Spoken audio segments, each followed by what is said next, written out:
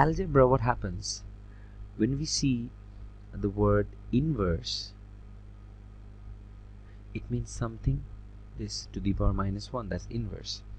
When we say reciprocal, by definition reciprocal means 1 divided by that number.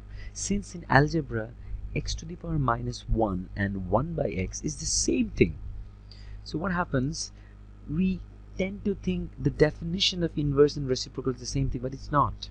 So inverse of a trigonometric value is actually giving us the angle. Inverse means angle. So whenever you see an inverse, it's an angle, and it's usually referred to it as arc sine if it is the inverse of sine. So arc sine of some value, of any value. So this is in many calculators, and it's in very common practice. Instead of writing arc sine of a value, people write sine inverse of that value. If you have sine x, which is the angle, equals to some value a, then we can write the angle is arc sine of that value a.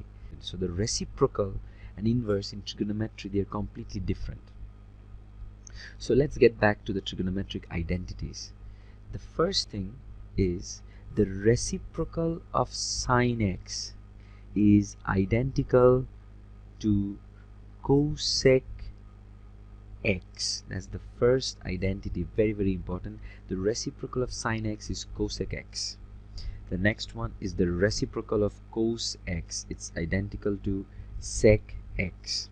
The reciprocal of cos x is sec x. The reciprocal of tan x is identical to cot x. Now the full version of cosec is cosecant. So the full version of this is going to be cosecant. This is secant. So there is a relationship between this, and this is cotangent. This is the full version. The full version of sin is sine, sine. The full version of cos is cosine, so that is sine, cosine. These are the full versions, and for tan it is tangent. That is the full version.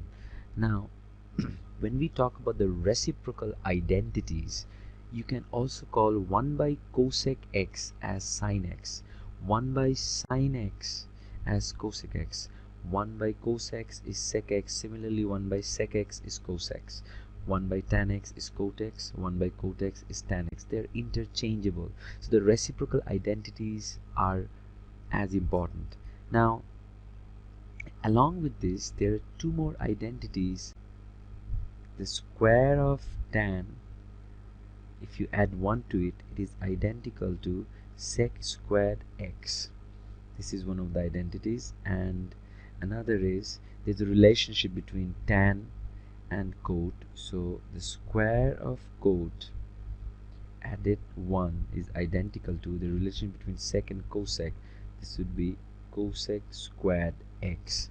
So these two identities are usually, they tell you to prove it. They tell you to prove these two identities.